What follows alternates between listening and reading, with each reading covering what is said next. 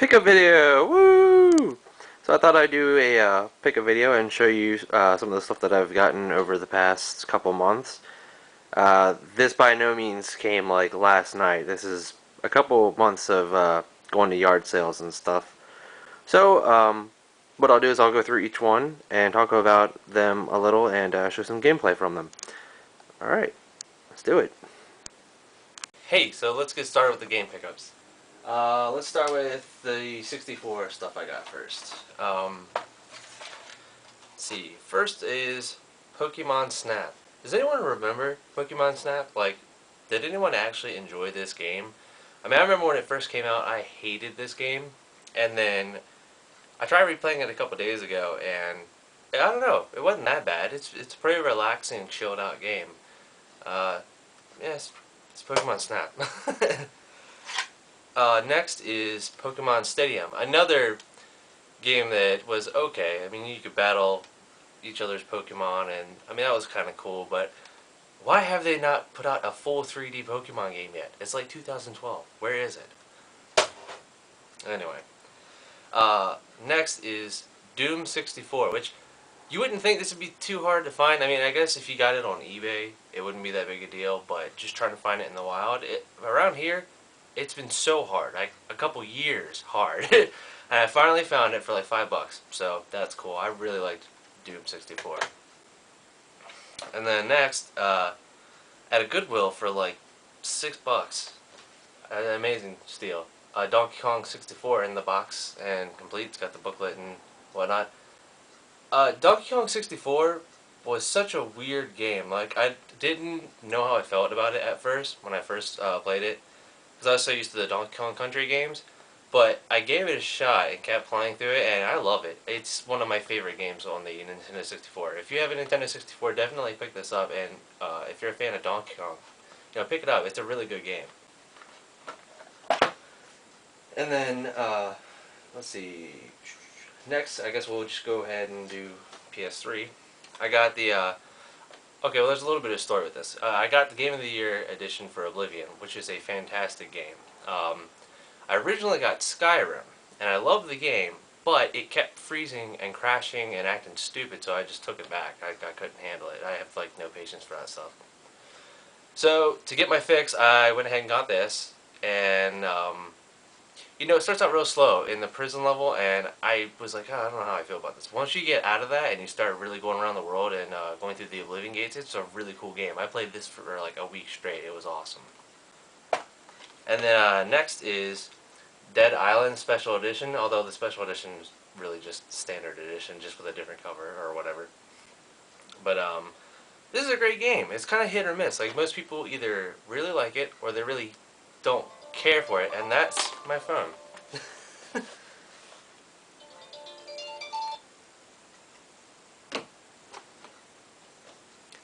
Yeah, most people either love it or just don't care for it at all, and I think it's cool. It's like the Elder Scrolls meets Left 4 Dead. How can you go wrong with that? Great game. Lots of fun just to beat the crap out of zombies and stuff. The next game I got is Mass Effect 2 for the PlayStation 3. I played the first one on the Xbox, and I liked it. It was a little slow for me. I don't know, but this one's really good. I really like this one, and I can't wait to play the third one. I played the demo a couple weeks ago, and it was really good. Very cool sci-fi shooter, or RPG shooter. And next game I got was Kingdoms of Amalur Reckoning, or whatever. I bought this the day it came out because I was so stoked for it. I thought it was going to be like a new age Fable. It was going to be awesome, and it kind of let me down, but not really. Like, it's good, but it's kind of like playing an MMORPG offline. That's really what this game is. And the gameplay is good, but there's no real... The story's okay, but, there's no real sense of good or bad. Like, you get to pick your decisions in a story wheel, just like you do in like Dragon Age or Mass Effect. But there's no real consequence to any of your reactions or anything. They just kind of say the same thing. That was kind of a letdown. But I mean, it's still a cool game. Definitely check it out. But I wouldn't buy it for $50. I would definitely wait till it's like $20. Let's see. For the Wii, I got Muramasa, the Demon Blade. And this game is fantastic. I've waited so long to play this, and I actually forgot all about it until recently, and I found it. And man, it's such a beautiful game. I can't tell if it's made by the same people that did Odin Sphere or not, but the way it looks just like that. So if anyone watches this and anyone knows, could you let me know? Because I think that'd be really cool if it was made by the same people that did Odin Sphere. That's another good game. Um, yeah, it's just a beautiful game, and it's really fun. I mean, I remember putting it in and just playing it for a good few hours. Like, it was just so fun. Next up is a laughable game, Dino Crisis 3. Yeah, I mean, I paid like $2 for this. I mainly wanted to complete the Dino Crisis trilogy, even though this isn't necessarily the same canon as the first two.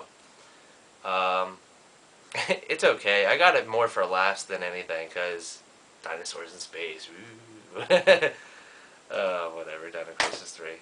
So bad, so good. Next, I got Dragon Ball Z Budokai 2, and it has been a bitch to find this with the Black Label, not the friggin' greatest hits. And, this was a big deal. Like, everyone's, like, probably sick of the Budokai series and stuff now because they just keep pumping them out. But when the first one and then like when this one came out, it was a big deal because there were like no Dragon Ball Z fighting games. I mean, if there were, they were obscure and they were hard to get. Most of them were only in Japan, and then the ones we did get were like Dragon Ball GT for the PlayStation, and I think there's some other one like Ultimate Battle 22 or something like that. But when these first came out, they were a big deal. They were awesome. I mean, now they're like a dime a dozen. There's a bunch of them. But yeah, Budokai 2, a really good fighting game. Let's see. Super Nintendo, I found Final Fight, the first one. And I've never played a Final Fight game, and my reaction after playing it and beating it, to me, is like a poor man's version of Streets of Rage. I mean, I don't know. It was good, and it's cool, but I would definitely rather just play Streets of Rage than this. But anyway, yeah, Final Fight. And next I have a couple of Nintendo games. Tiny Toon Adventures. Does anyone remember that show? I popped this in. Me and my wife were laughing. We were trying to sing the song that the intro to the show. It's fun. I think it runs off the Mario 3 engine. To be completely honest, like it just looks very similar. It's very fun though. Very cool platforming game. And then next I found Metroid, the yellow one. And same game, just different artwork on the front. And it's Metroid, I remember playing this back in the day at my friend's house and just having a blast with it. Didn't really know what I was doing, but it was a lot of fun. And, let's see. For Valentine's Day, my wife got me Resident Evil Revelations, which is one of the best Resident Evils. I mean, they finally got their act together, and stopped the shenanigans that is Resident Evil 5. Oh, that game. You do need the Circle Pad Pro. Like, you can play it without it, but you won't get very far. Like, once you get to the very first boss fight, you really need that Circle Pad to be able to run and shoot. Like, it's a pain in the ass. That part's kind of broken to me. That sucks. I mean, you can still do it. It's hard. It's a bitch. I did it. I still don't have the Circle Pad Pro, and I still did it.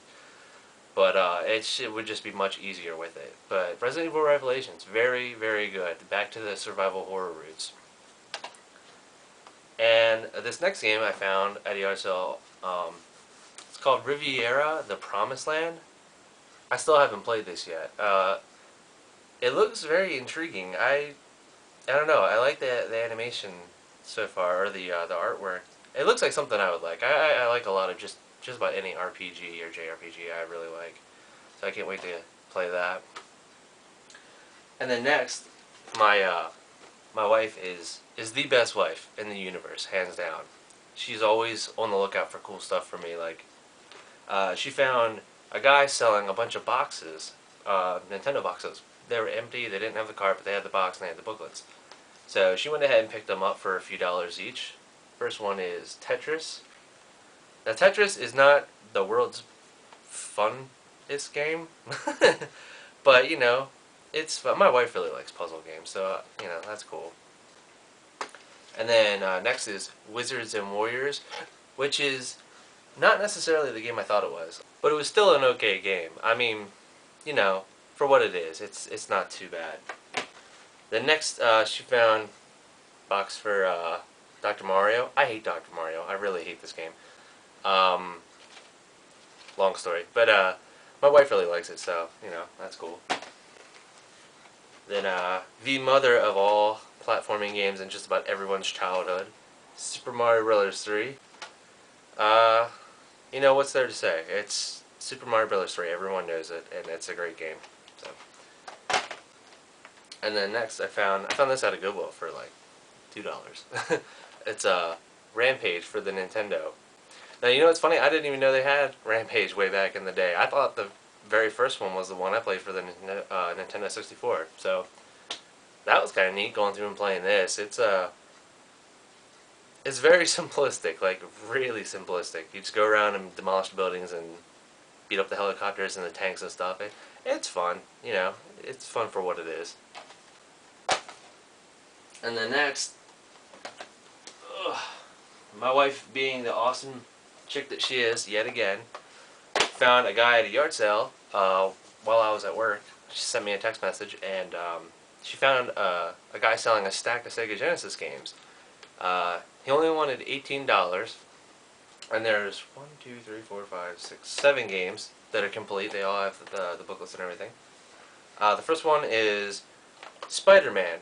Then they're all for the Sega Genesis except one. One's for the 32X. Excuse me. But Spider-Man. I haven't played this one yet. I have no idea if it's good or bad or, you know. I've played Maximum Carnage and then Spider-Man and X-Men vs. Arcade. But I haven't played this one yet, so I'm kind of excited to see how that one's going to turn out. And then I got Ren and Stimpy. Stimpy's Invention. I've never played this. But most of these kind of games back in the day were cool, like the Nickelodeon show games and stuff. Not how it is today. Most movie games now are bad and terrible. And then Mortal Kombat 2. You know what's there to say? Mortal Kombat is just a classic fighting series. I think everyone from the 90s grew up with this. I have it complete for the Super Nintendo as well. But yeah, that's pretty cool to have it for the Sega Genesis. I almost preferred these on the Sega Genesis. And the next is a game that I haven't played yet. It looks cool though. It's called Lightning Force. And it looks like those, you know, every time you go to like a Pizza Hut back in the day, they would always have arcade cabinets in the party room or whatever. It looks just like one of those like arcade shooters, you know. Very cool. Can't wait to try that one out. And then next is X-Men, the first one. And I think this one was the one I had when I first got my Sega Genesis, way back in the day when I was a kid. I think it was this, Sonic 1, and Jurassic Park. And this game, I mean, it's hard. It gets real hard real fast, but it's really, really good. And then next is, it's funny, me and my wife were just playing this last night and reminiscing on old childhood memories. Mighty Morphin Power Rangers, the movie. Which is funny because it has absolutely nothing to do with the movie whatsoever. Like, it's literally just a bunch of random stories from the newer cast, like right after the original cast, and with the White Ranger and whatnot, and some of the older stuff. It has nothing to do with the movie. It's a pretty cool beat 'em up though. I had a lot of fun. I played it till I beat it last night. And we were talking about the Green Ranger and how he lost his powers and all this and that. We were being complete nerds. It was cool. And then the next one I got, or she got me, in the stack is Star Wars Arcade. I've never played this yet. I can't wait to pop this in with the 32X. It's such a pain in the ass to hook that thing up. But yeah, I can't wait to pop that in and check it out. And then next is, well, next is the last actually, is Knuckles Chaotix? I don't know how you would say that, for the 32X. And this is a very good game. It's quite the departure from what you would expect from Sonic. I guess because it's not Sonic. You know, but it's a good game. You know, you're playing as Knuckles and his buddies, and you're tied together with these two rings, and you have to control both of them running around the levels. It's an interesting game to say the least. Very very cool. And the last thing that I got that isn't it's not a game, but it's game related. And I thought it was just really cool. I got it for $1 at a yard sale. I couldn't believe it. Isn't this a blast from the past? Check that out. Donkey Kong Country, the Legend of the Crystal Coconut. I watched it. It is so bad. I mean, it's not necessarily bad, but the singing, dear God, the singing is freaking terrible. It's so, ah, good old childhood shows. They are so terrible. But yeah, $1. Isn't that cool? I thought so. But yeah, that's my pickups. Like I said, I got these over the course of like a couple months, not all at once. Uh, if you guys dig it, I'll probably keep doing them. Like every couple months or every month, maybe I'll post a video of this stuff. So yeah, thank you for watching. See ya.